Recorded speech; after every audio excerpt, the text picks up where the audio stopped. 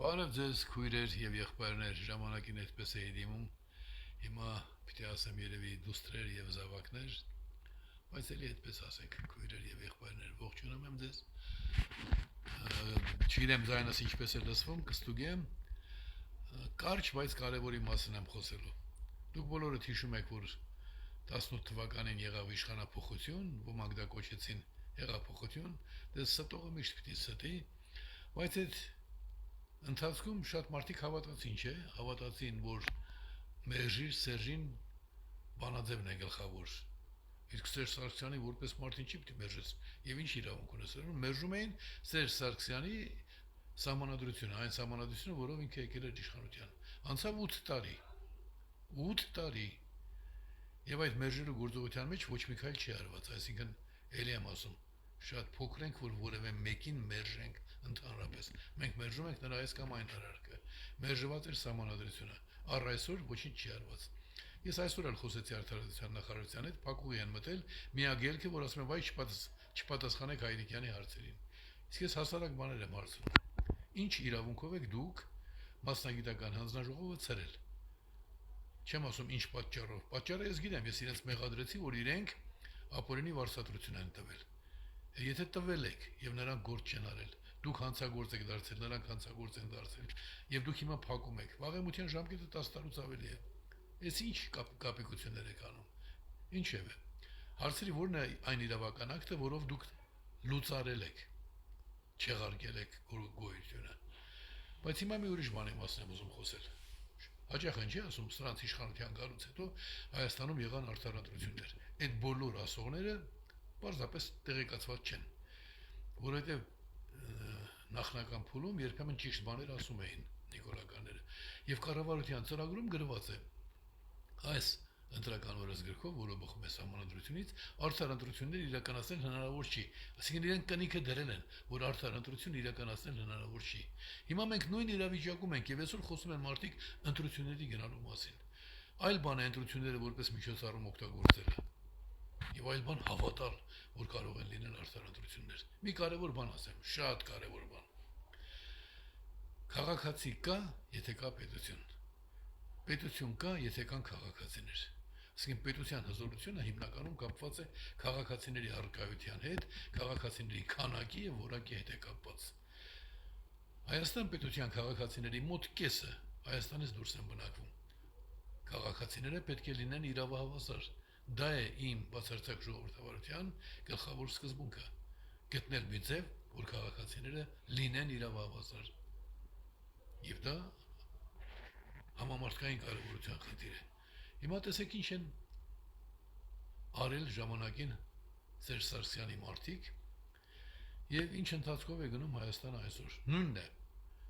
Ռոբերտ Քոչարյան, Սերժ Սարգսյան,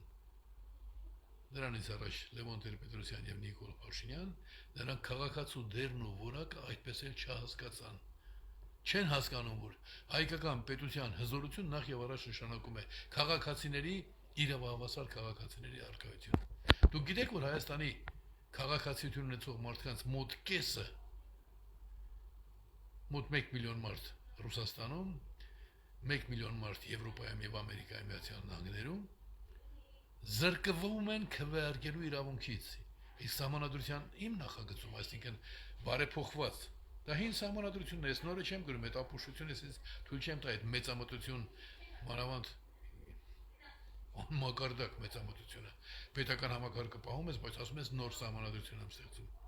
Իմ նախագծում դա բացառված է, որտեղ ուզում ես ապրիր, Հայաստանում ընտրություն է, տերը դու ես, քաղաքացին է տերը։ Եվ ոչ մի օրենքով դու չես կարող քաղաքացիների սահմանադրությամբ ամրագրված իրավավասարությունը խախտել։ Հիմա մեզ մոտ դա խախտված է։ Դրա համար այս ամսի 16-ին, որ ես գործողություն եմ նախատեսում, որին բոլոր կարգին հայերը պարտավոր են մասնակցել։ Բոլոր կարգին հայերը ամսի 16-ին պարտավոր են ժամը 3-ին լինել կարգին հայերը։ Դրանք կարող են լինել 5 հոգի։ Տեսեք, չեմ ասում այմականները, կարգին հայերը։ Պիտի լինեն կառավարության դիմաց ամսի 16-ին ընդամենը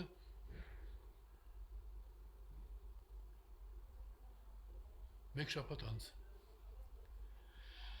Այսպիսով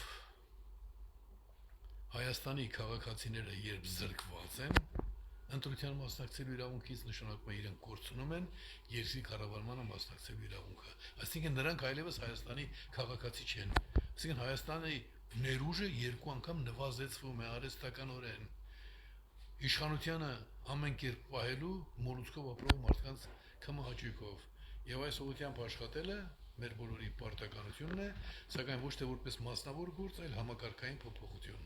ու մենք դա պիտի անենք։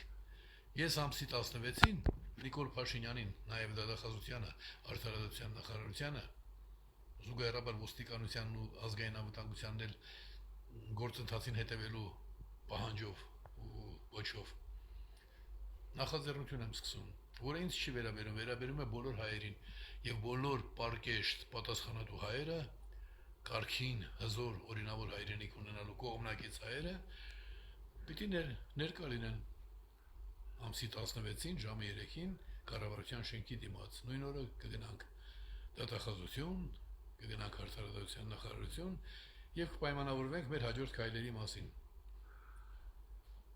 Թող մենք այնքան